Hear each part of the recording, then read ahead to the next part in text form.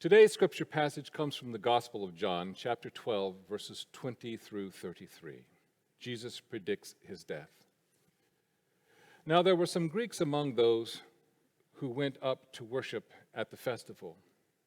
They came to Philip, who was from Bethsaida in Galilee, with a request. "Sir," they said, "we would like to see Jesus." Philip went to tell Andrew, and then Andrew and Philip in turn told Jesus.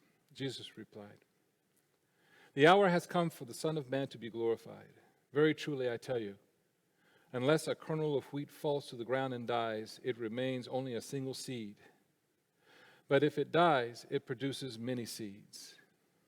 Anyone who loves their life will lose it, while anyone who hates their life in this world will keep it for eternal life. Whoever serves me must follow me. Where I am, my servant will be also. My Father will honor the one who serves me. Now my soul is troubled, and what shall I say? Father, save me from this hour? No. It was for this very reason I came to this hour. Father, glorify your name." Then a voice came from heaven. "I have glorified it, and will glorify it again."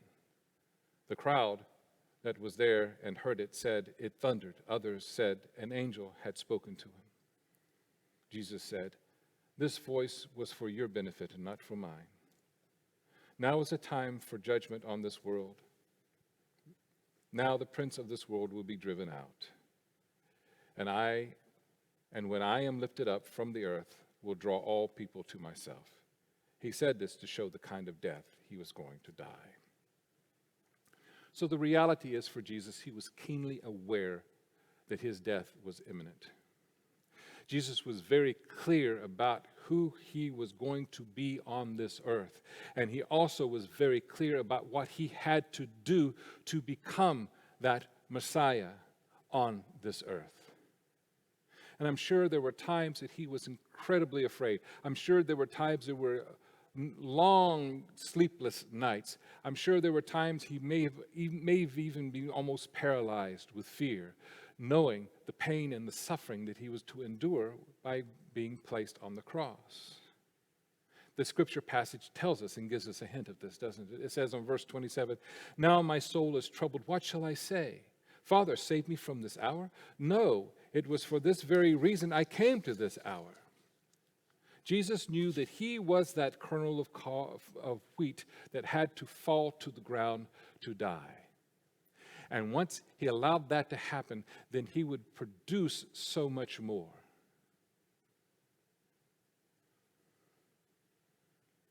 Jesus knew his destiny was to go through this passion and this crucifixion, to fulfill what God created him to do. And 2,000 years later, we are still reaping the harvest of the seed that was sown.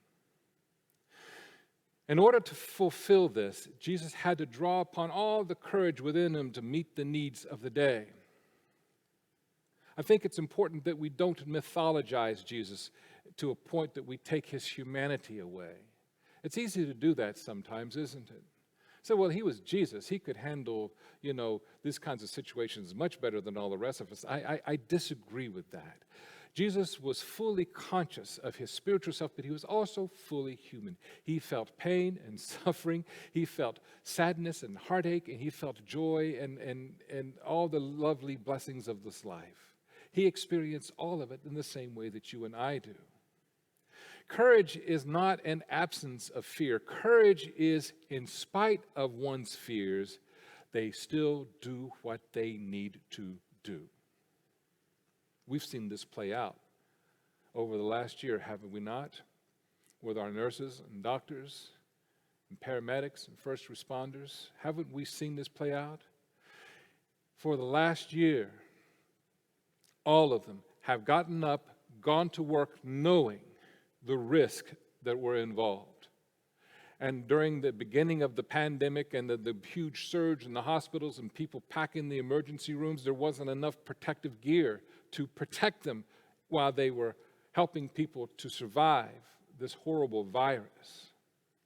So every day they had to get up with the fear that they could contract it and die, or they could contract COVID-19 and share it with their loved ones. And yet, they got up every day and did what they needed to do. Over 2,900 of our healthcare workers died during this last year in the United States. Over 2,900. That, my friends, is courage. In spite of what could have happened to them, they got up every day and went about saving the lives of as many people they could save. Indeed, there is no greater love than to lay down your life for a friend. And what I want to focus on is that Jesus was not a victim of circumstances, not that he ended up being at the wrong place at the wrong time. Jesus was keenly aware that his ministry, his message, his purpose, his mission was threatening to the powers that be. And the powers wanted him dead. Not because Jesus was doing something that would threaten social order. It just threatened their control over the masses, and Jesus was in the way. He was giving people a sense that God loved them, and that they could become empowered, and that they would be able to fulfill their destinies. And this is not what the powers to be wanted. So they needed Jesus dead. However, if he was going to produce the fruit that he was placed on this planet to do, he would have to face the cross and execution. And he sacrificed his life so that the world could be changed forever. Jesus knew that he was that kernel of corn that had to fall to the ground and die in order to produce a multitude of seeds. Dying to oneself. This is a common theme in Jesus' teachings. And for those of us who've been on a spiritual journey or who are just starting one, we know that that's a big part of the process. Dying to old belief systems that we inherited.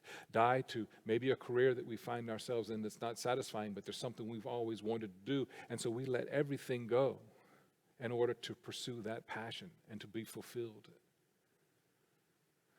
I've shared this with you before, and I'm going to share it again because I think it's profound, and I think it's also a helpful tool to help us to evolve and become the people that God created us to be. And it's the formula: be, do, and have. Be clear about who we want to be, who we need to be, and then determine what do we need to do to become that person. And the have takes care of itself. So many people are okay with just not really doing anything. Just somehow trying to be stealth as they fly and experience their life and events on this earth, hoping maybe no one will notice. I've been reading Richard Rohr's book, The Wisdom Pattern, Order, Chaos, and Reorder. And I came across this quote, and it seems to illustrate what I'm trying to convey to you now.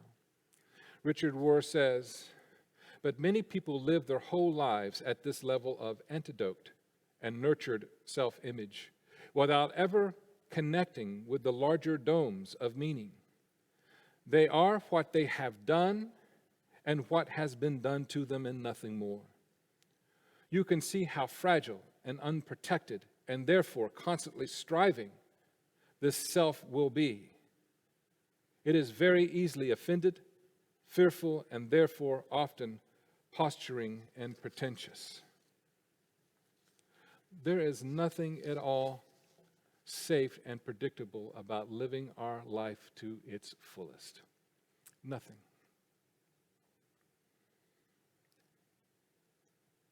When we read biographies and autobiographies, or we see movies about famous people, what do we watch? We are inspired by what they had to overcome and the sacrifices that they made in order to achieve this great thing. We're inspired by that. Why? Because that same soul and that same yearning is in us. But it's not our job to just live vicariously through the achievements of others. It's our job to discover that within ourselves and fulfill it. One of a great late theologians in our modern age is Walter Wink. And I remember one time when he says that, especially with American culture, that we have salvation through identification. If I identify with a particular sport team and the sport team is doing well and winning champions, then that means I'm a champion. If I have a particular celebrity that I follow and my celebrity is experiencing success after success after success and winning awards and such, then that means that I'm a success too. It doesn't work that way. Each and every one of us have the responsibility to determine who am I to be and what must I do to become that person. We as a congregation experienced this many years ago. Between 2004 and 2006, we were making that transition and decision. Do we stay at our old campus, original campus in the town of Windermere, or do we expand our church and move to a property outside of town? And I remember as we were going through that process, I had to take time away for myself, and I journaled. I wrote it all out. What kind of minister do I want to be? I believe with all of my heart and soul that if we had stayed where we were, I could have had a ministry there that would not have been extremely challenging, and it would have been a lovely pastoral experience. Really, the biggest challenges we had in the former location was the church building itself. It cost a lot of money every year to try to somehow keep it together and keep it working. But our preschool was full, our sanctuary was full, and life could have been easygoing. But I also knew that if we took the risk to build and to change our location, then all of the challenges and unpredictable circumstances would then follow.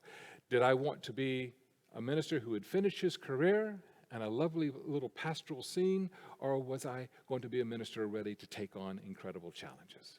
And I chose to take on the incredible challenges. And it was incredibly challenging for us when we made this move. The old church in its old ways had to fall to the earth and die before it produced something incredible. And during our time of building this facility, it was during a time where everyone in the world was building, and there was a building boom, so everything was inflated. All materials, all labor inflated. And then what happened in 2008? The economy crashed. For the first time in our church's history, we had a mortgage, and it was a big one. It still is. And for some reason, about 100 people did not make the transition from the old property to the new one, even though an overwhelming majority voted to make the move. But after we got to this new place, when they would come, it just wasn't the old church, and they just didn't have that feeling that they had in the old facility. So they stopped coming.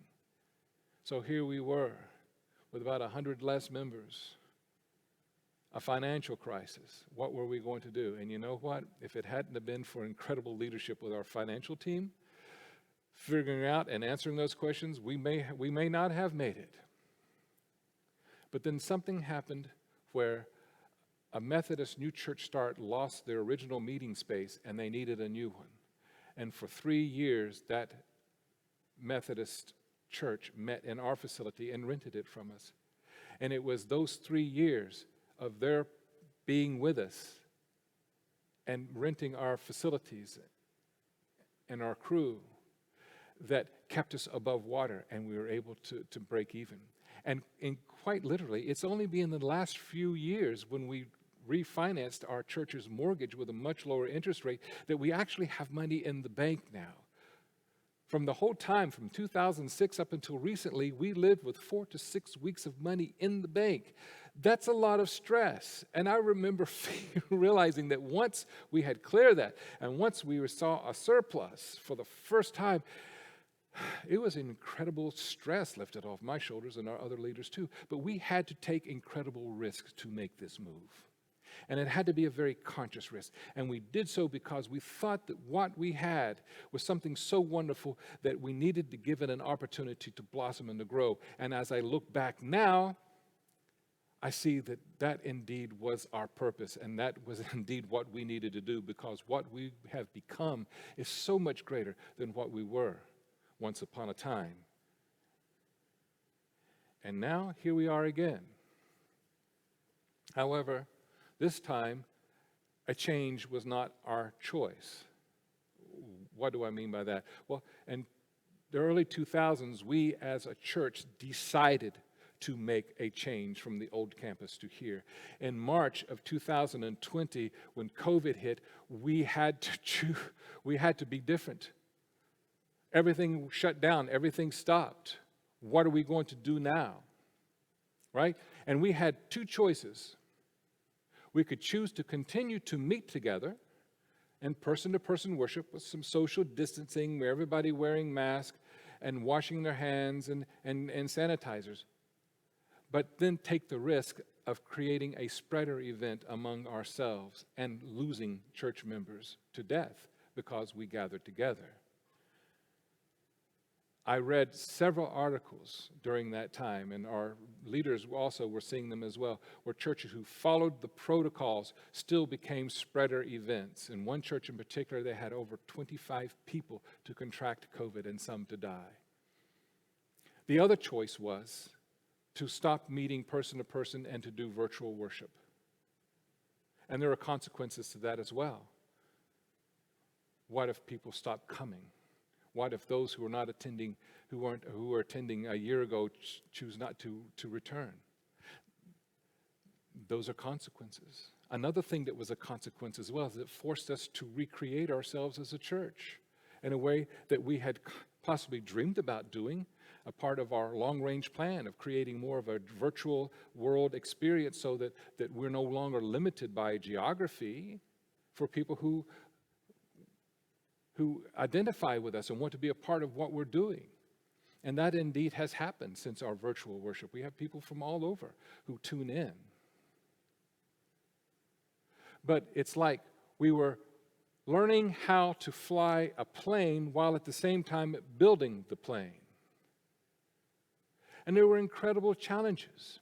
The old way of being the Windermere Union Church somehow fell to the wayside, and we had to learn, how do we be church? How do we do ministry? How do we connect with each other without seeing or touching each other? And how is it all going to play out? And how is it going to work out? I don't know. We still don't have the answers to that. I remember years ago hearing a person who said this prayer: Lord, I pray I do your will.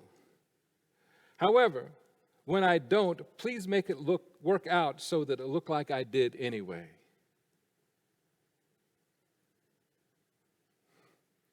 And I think that's kind of where we are. We're doing the best we can with what we have, with the information we have, and who are we going to be post-COVID? Because the day is coming. I think what would be wonderful is if just, when we meet person to person, everybody who was here before just joins in, and it's just like nothing ever happened, other than the fact that we went through this horrible experience together, but we're all back together, and now we're just moving straight ahead. I've heard a lot of people from our church talking about how much they love the virtual church experience because they can watch it at any time. It's convenient for them. They have to get up at a certain time on Sunday morning to be here. Maybe they will want to continue to worship at home. Who knows? I don't know. I don't know what the answer to that is. But it's almost like we're at a very similar place that we were in the early 2000s as a congregation. In that, after we financed the money, after we financed the mortgage, and our church is healthy financially, our church is healthy spiritually, our church is healthy fellowship-wise. It's just a very solid, healthy congregation, and thank God for that, because I believe that will be the key ingredient to help us to rebuild. But what are we going to be post-COVID? It seems to me that The pre-COVID Windermere Union Church has now been planted in the ground for the last year.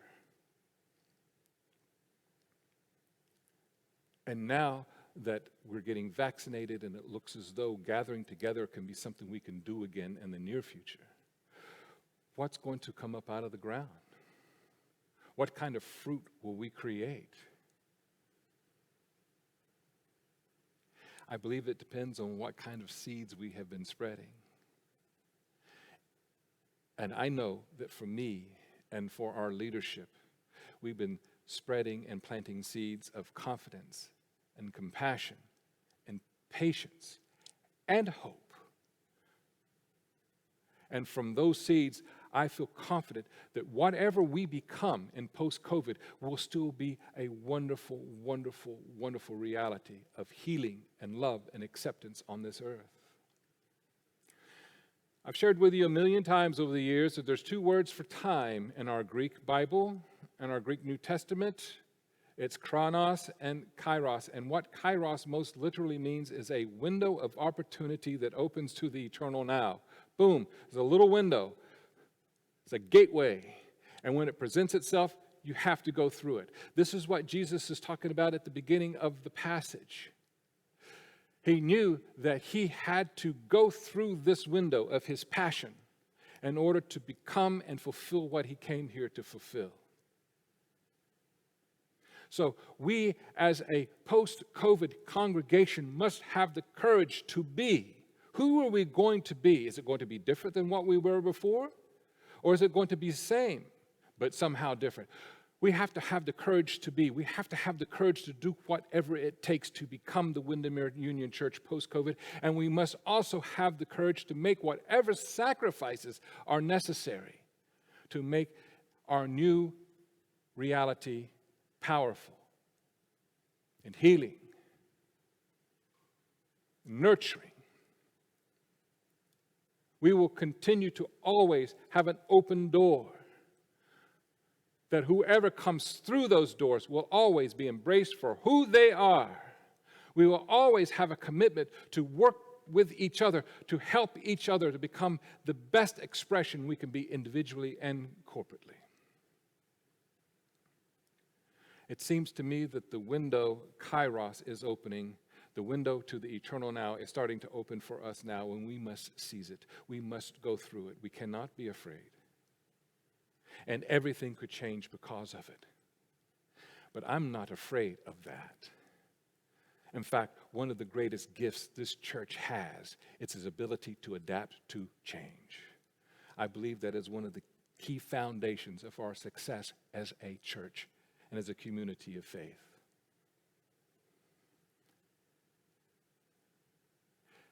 I'm going to repeat verse 27, but I'm going to change the pronouns. And I want you to hear this now. Here it is not something that Jesus said once upon a time, but that what we are claiming for ourselves here and now. Now our soul is troubled. And what shall we say? Father, save us from this hour? No. It was for this very reason we came to this hour. Are we going to shy away from it and run away from it? Absolutely not. Will things be different? They may be. Will everything be the same? Who knows? But what I do know is this, that we are extremely resourceful and talented. I know that we have excellent leaders, and we are going to be in the now. We're going to choose and know who we are going to be. And we're going to do what we must do to be what Windermere must become post-COVID. And so what are we committed to? Life has a way to force us in recreating ourselves. So is it bad luck or is it the Spirit?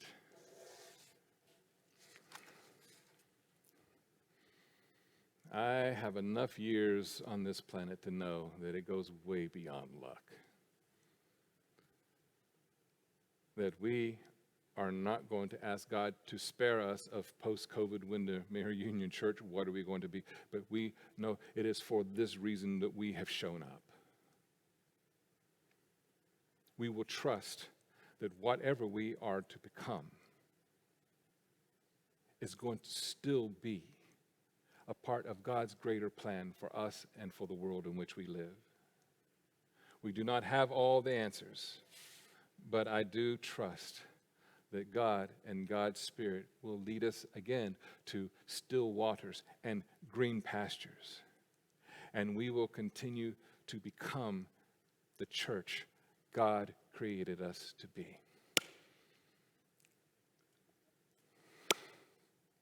God, I wish you were all here to hear this, but I believe it. I can see it. I can almost taste it. It's going to require everything from us. We cannot be lazy. We cannot spend time lamenting what we once was. But let's put this incredible spirit that we have collectively together and recreate who God created us to be. And COVID will not be something that we will be a victim of, but we will be able to glorify God by being able to declare, in spite of COVID, look what we do to make this world a better place. Thus ends the lesson. God bless you all, and we'll see you in a couple of weeks. Peace.